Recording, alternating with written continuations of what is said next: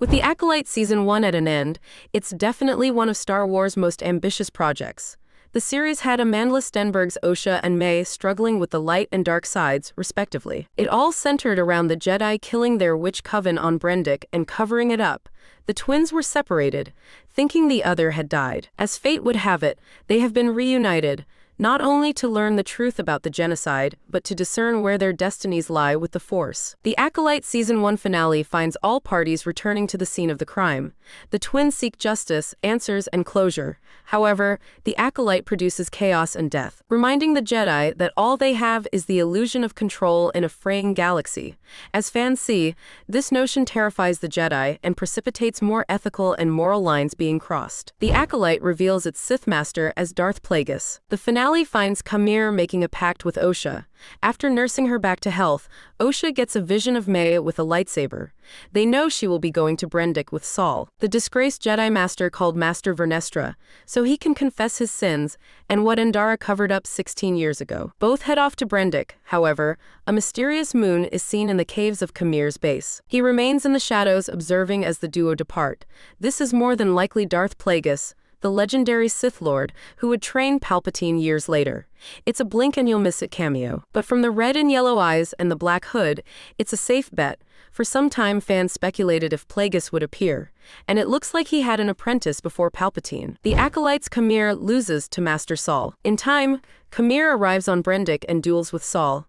It's an exhilarating fight that ends with Saul cutting up Kamir's lightsaber and holding his blue one to the Sith's throat. However, Saul holds off on murdering him. He won't kill an unarmed Sith like he wanted to in the past. Shockingly, May, after fleeing the Osha fight, intervenes and steals Saul's weapon. She confesses that she won't seek revenge. May wants Saul to answer to the Council on Coruscant and show the cosmos the Jedi are flawed, liars, and manipulative. The Acolytes Osha murders Master Saul. Osha descends and takes Saul's lightsaber after May discards it. She hears Saul confessing that he killed Mother Anastasia and covered it up with his tribe, all to protect the girls. He still believes the Jedi did the right thing, earmarking the fallacy as a necessary act due to the witches going unchecked. It speaks to the ego that Luke Skywalker mentioned in the future, and how the Jedi don't just gaslight the public.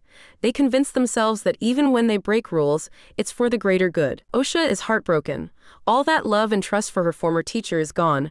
Osha force chokes him to death. While bleeding his blue kyber crystal, she pours her hate and malice into it. As fans of the Marvel Star Wars comics will recall, this turns the crystal red, as well as the beam the lightsaber shoots out. It is indeed the mark of a Sith, and the way they're indoctrinated into the religion.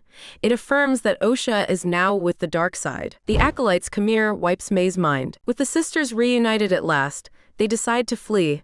May apologizes for starting the Brendick fire and for being selfish. However, Vernestra and the other Jedi are scouring Brendick for them. Kamir arrives and indicates the Jedi won't handle someone with Osha's power well. This is why Saul killed Anastasia. The Jedi fear what they don't understand.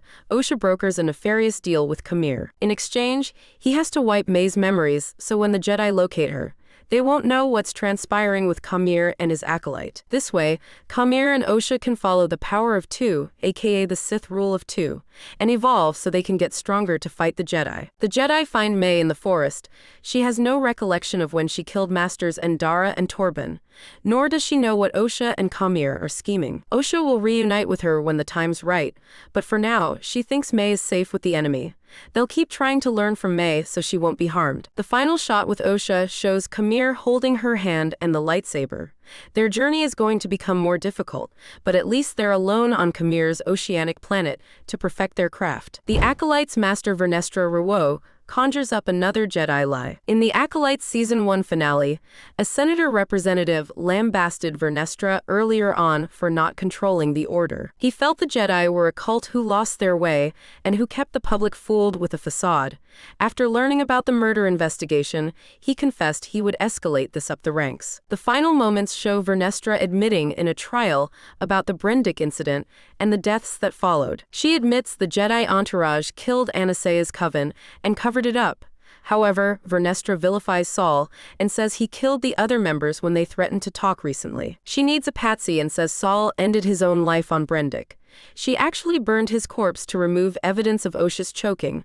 Flashbacks illustrate how much it hurt her to sully his name. But she had to pivot. Vernestra knows he had crimes under his belt, so adding more to a dead man's tale would keep the integrity of the Jedi intact. This way, Vernestra can investigate more on her own. Part of her sensed Khmer on Brendick, which leads to the bombshell that he was her former student. She doesn't need external interference or a Jedi review. By framing Saul as a rogue Jedi, the Senate can chalk the witch genocide up as an outlier. They'll trust Vernestra, who can now hunt enemies in peace. With May as a blank canvas, she has an asset and a mind to probe as she wants to confront her ex-pupil. The Acolyte's master Vernestra Rawo seeks out Master Yoda. The Acolyte Season 1 winds down with one last sequence. Vernestra seeks out Master Yoda to talk. He's only seen from behind for the credits roll, but it's clear Vernestra is sensing a bigger problem. The Senate is losing faith in the Jedi.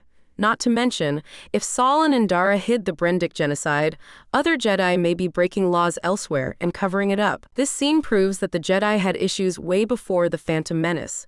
Everyone assumed, 100 years ago in the High Republic era, the Council had a handle on things. But as seen with Ki-Adi-Mundi's cameo earlier this season, they were in disarray. Vernestra, however, is cognizant of the fact she needs guidance. Yoda's brief moment points to how much politics were part of the game back then. Vernestra would be in over her head to tackle the cracks in the Jedi system alone. At least she is humble enough to go to a legend for help, to chart the way forward.